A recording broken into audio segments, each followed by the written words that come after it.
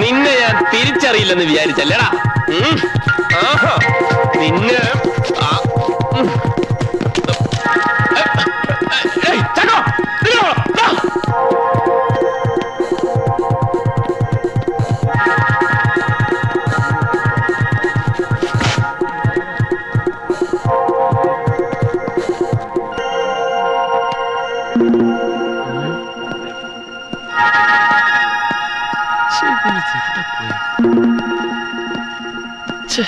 നല്ലൊരു ചാൻസ്.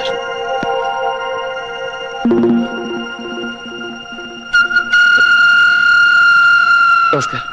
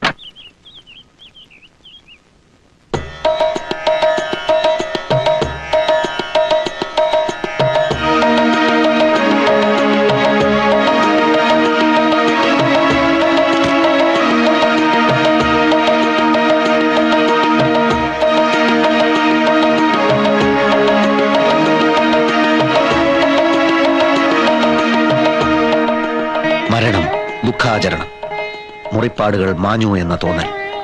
എല്ലാം കഴിഞ്ഞ് മരിച്ചയാൾ തിരിച്ചു വന്നാൽ അച്ഛൻ, അമ്മ, സഹോദരൻ, ഭാര്യ, ആരായാലും അയാളെ എങ്ങനെ സ്വീകരിക്കണം എന്നറിയാതെ വലയും എന്നെനിക്കറിയാം.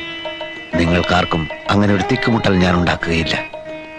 കാലദേശം അറിയാതെയുള്ള പ്രയാണത്തിന്റെ ഏതോ ഒരു ഘട്ടത്തിൽ ജന്മനാടിന്റെ വിളി ഞാൻ കേട്ടു. മടങ്ങാം എന്ന് തോന്നി മടങ്ങി. ഇവിടെ അടുത്ത് തന്നെ എന്റെ ശിഷ്യന്മാർ എനിക്കൊരാശ്രമം ഏർപ്പാടാക്കിയിട്ടുണ്ട്. അങ്ങോട്ട് പോകും മുമ്പ് എന്റെ പൂർവ്വജന്മത്തിലെ പിതാവിനെ, മാതാവിനെ, സഹോദരനെ ഒക്കെ ഒന്ന് തൃക്കൺ പാർക്കാം എന്ന് കരുതി അത്രയേ ഉള്ളൂ ഈ വരവിന്റെ ഉദ്ദേശം. മോനെ കുഞ്ഞേഷ, ഇങ്ങനെ തീരിട്ടിക്കാൻ എന്നോട് ഞങ്ങൾ എന്ത് തെറ്റ് ചെയ്തു? ആരും തെറ്റു ചെയ്യുന്നില്ല, ശരിയും ചെയ്യുന്നില്ല.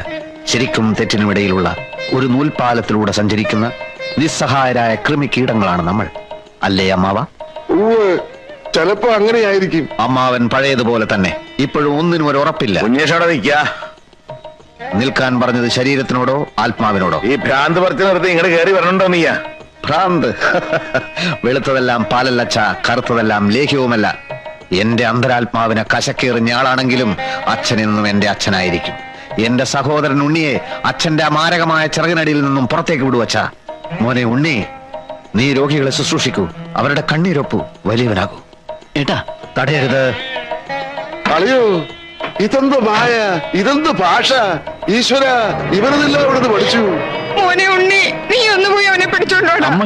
തടയണ്ടെന്ന് പറഞ്ഞത്. നിക്കില്ല, അവന്റെ തലയ്ക്ക് കാര്യമായിട്ട് എന്തോ.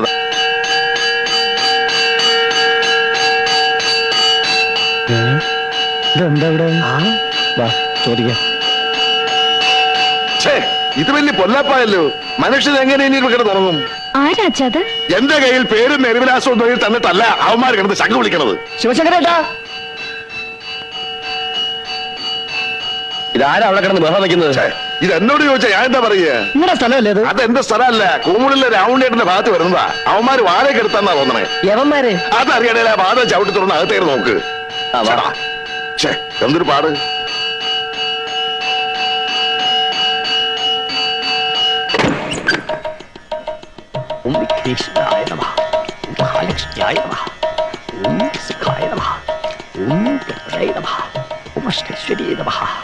ഗുരുതികലാണ്. സർവ പാപങ്ങളും സർവ രോഗങ്ങളും വിട്ടകലും. തിരുമേനി, ഇതെന്താ ഏർപ്പാട്? ഓം തത് സവിതുർവരണ്യം ഭർഗോ ദേവസ്യ ധീമഹി ധിയോ യോന പ്രചോദയാ. എന്നുവെച്ചാൽ പഞ്ചഭൂതാത്മകമാകുന്ന നമ്മുടെ ശരീരത്തിൽ വാതപിത്ത കഫം എന്നീ ത്രിദോഷങ്ങൾ കൊണ്ടുണ്ടാകുന്ന രോഗങ്ങളെ സിദ്ധ ചികിത്സാ പ്രകാരം സമൂലം ഉന്മൂലനം ചെയ്യുക എന്ന ഉദ്ദേശത്തോടെയാണ് ഞങ്ങൾ ഈ ആശ്രമം തുടങ്ങിയിട്ടുള്ളത്. സ്വാമി ബ്രഹ്മശ്രീ പരമാനന്ദ ഗുരുവിന്റെ പ്രഥമ ശിഷ്യനും സിദ്ധ ചികിത്സാ മാന്ത്രികനുമായ സ്വാമി കുഞ്ഞികൃഷ്ണാനന്ദയാണ് ഇവിടുത്തെ കർമ്മയോഗി. ഓരോ രോഗപീഠകളാൽ കഷ്ടപ്പെടുന്നവർക്ക് ഇതൊരു ശാന്തി കേന്ദ്രമായിരിക്കും. ഓം സർവരോഗ സംഹാര കേന്ദ്രേ നമഃ.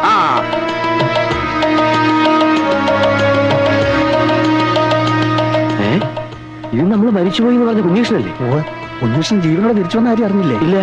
അതിന് ഇവൻ എവിടുന്ന് വൈദ്യം പഠിച്ചു? ആർക്കറിയാം. എല്ലാം പരിത്യജിച്ചു. ഗുരുവേ നമഃ. എങ്ങനെയോ ഗുരുസന്നിധിയിൽ എത്തിപ്പെട്ടു. ഗുരുവേ നമഃ. രോഗപീഠകളെ കുറിച്ച് അറിഞ്ഞു. ഗുരുവേ നമഃ. ആർത്തന്റെ കണ്ണീരൊപ്പാനാവട്ടെ ശിഷ്ടജന്മം എന്ന് നിശ്ചയിച്ചു. ഗുരുവേ നമഃ. അത്ര തന്നെ. ഗുരുവേ നമഃ. മാർഗേ, നിങ്ങളുടെ തട്ടിപ്പ് തരേടി ഒന്ന് എന്റെ വീടിന് മുമ്പ് വെച്ച് വേണ്ട. ശംഖ് കൊടുപടിയൊക്കെ എടുത്ത് അറിയിക്കൂ. ഞങ്ങൾക്ക് ഇവിടെ കിടന്ന് തുടങ്ങണം. സ്വാമി, ഏതാണ് ഈ ഭ്രാന്ത? നിൽക്കവിടെ.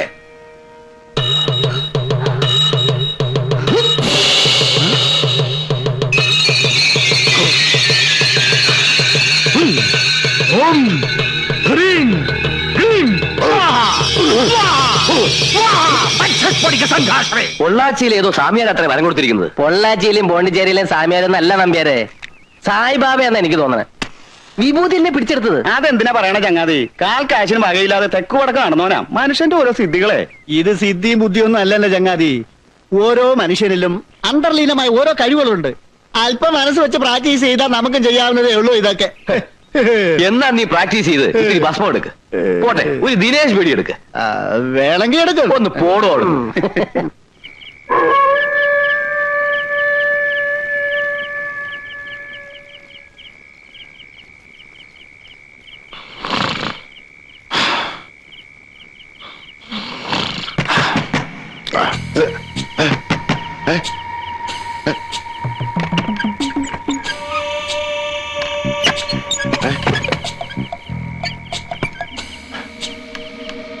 സാവിത്രി,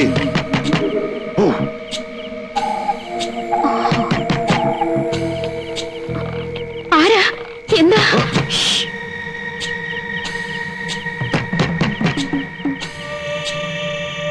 ടൗണിന്ന് വരുന്നവരാണേ, ഒന്ന് വേഗം തുറക്കണേ.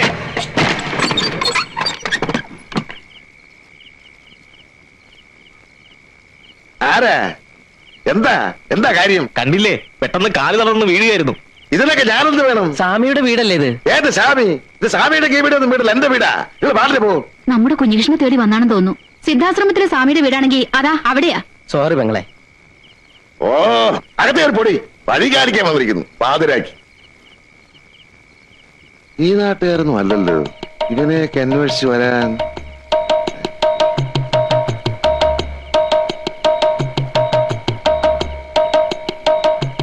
മരിച്ചുപോയി. ആളല്ല, ആളിന്റെ കാലുകൾ മരിച്ചുപോയി. ചികിത്സാ മുറിയിലേക്ക് കൊണ്ടുവരും. വന്നോളൂ. കാലെ പിടിക്കൂ, കയ്യെ പിടിക്കൂ, പൊക്കൂ.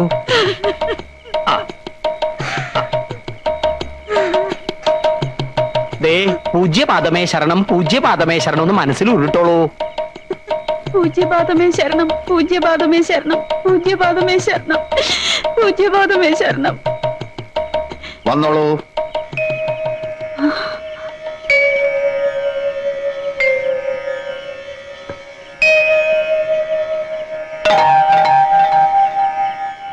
എങ്ങനെയുണ്ട്? വിശ്വസിക്കാനാവുന്നില്ല. പരിപൂർണ സുഖം. ഒന്ന് മേലോട്ട് ചാടൂ. ഗുരുവായൂരപ്പാ, എങ്ങനെ പോയിക്കോളൂ. എന്ത് വിഡിത്തമാണ് ഈ കാണിക്കുന്നത്? എഴുന്നേൽക്കൂ. ഒന്നും നമ്മുടെ കഴിവല്ല. പരമാനന്ദ ഗുരുവിന്റെ അനുഗ്രഹം, അദ്ദേഹം ഉപദേശിച്ചു തന്ന മരുന്ന്. ആ നാമം എന്നും സ്മരിക്കൂ. ഗുരുവേ നമഃ. ഗുരുവേ നമഃ. ക്ഷമിക്കണം, ഇത് 10,000 രൂപ മാത്രമേ ഉള്ളൂ. ആ പണം നാം കൈകൊണ്ട് തൊടാറില്ല. എന്നാലും ദക്ഷിണയല്ലേ, വാങ്ങിച്ചോളൂ തിരുമേനി.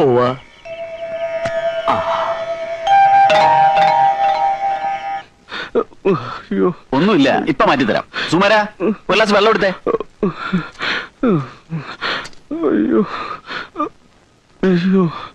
ദാ, ഇത് കഴിച്ചോളൂ.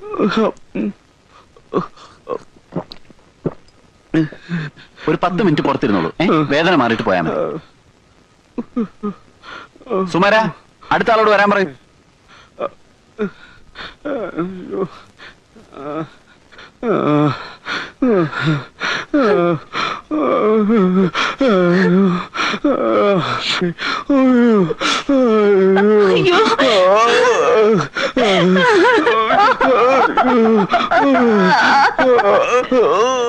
എന്താ എന്താ നിങ്ങളൊന്ന് ബഹളം വെക്കാതിരിക്കുക, ഞാനൊന്ന് നോക്കട്ടെ. ഒരു ചെറിയ വയറുവേദന മാത്രമേ ഉണ്ടായിരുന്നുള്ളൂ. ഇയാൾ കൊടുത്ത ഗുളിക കഴിച്ചപ്പോഴാ കുഴഞ്ഞു വീണത്. എന്തു മരുന്നാ നിങ്ങൾ കൊടുത്തത്? വയറുവേദനയ്ക്ക് സാധാരണ കൊടുക്കാറുള്ള മരുന്നാണ് കൊടുത്തത്. ഇതിലെന്തോ ചതിയുണ്ട്. എന്ത് ചതി? ചതിക്കാൻ ഇയാളെന്താ എന്റെ ശത്രുവാണോ? പേഷ്യന്റ് അല്ലേ? താൻ നിന്ന് പ്രസംഗിക്കാതെ ഇയാളെ രക്ഷിക്കാൻ വല്ലതും ചെയ്യുന്നുണ്ടോ? താൻ എന്ത് ക്നാപ്പിലെ ഡോക്ടറാണോ? തോന്നിയാസം പറയരുത്. പറഞ്ഞ താൻ എന്ത് ചെയ്യൂ? ഇവരൊക്കെ കാണിച്ചിട്ട് വീണ്ടും ഞങ്ങളുടെ തലയിൽ കയറുന്നു. ഷട്ടാണ് ഇവിടുത്തെ ഡോക്ടറാണ്. നിങ്ങൾ ഇങ്ങനെ ബഹളം വെച്ചിട്ട് എന്താ കാര്യം? പെട്ടെന്ന് ഇയാളെ രക്ഷിക്കാൻ നോക്ക്. മെഡിക്കൽ കോളേജിലേക്ക് എടുക്കുക വാസു. ഇയാളുടെ അടുത്തൊക്കെ വന്നാൽ നമ്മളെ വേണം തന്നെ.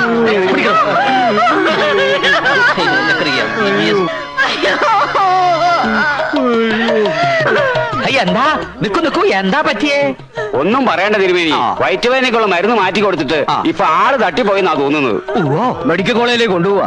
സഹോദരരെ അവിവേകം കാണിക്കില്ലേ? മെഡിക്കൽ കോളേജിൽ എത്തുമ്പോഴേക്ക് ഇയാളുടെ അസംബ്ലി പൊളിയില്ലേ? സിദ്ധാശ്രമത്തിലേക്ക് കെട്ടിയെടുക്കൂ, ഗുരു ഉണ്ടല്ലോ അവിടെ. അങ്ങോട്ട് കൊണ്ടുപോവാ.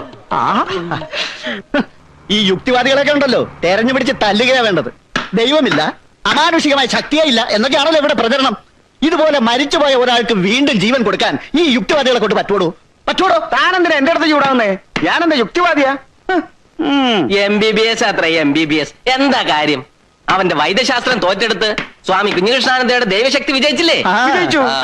ഇങ്ങനെ ഒരു സിദ്ധൻ ഇവിടെ ഉള്ളത് ഈ നാടിന്റെ ഭാഗ്യാന്ന് കരുതിയാ. ഇനിയിപ്പോ സ്വാമിയുടെ അനുജൻ ഡോക്ടറെ കൂട്ടി ഇവിടുന്ന് കെട്ടുകെട്ടേണ്ടി വരുന്ന തോന്നുന്നത്. അതുറപ്പ്.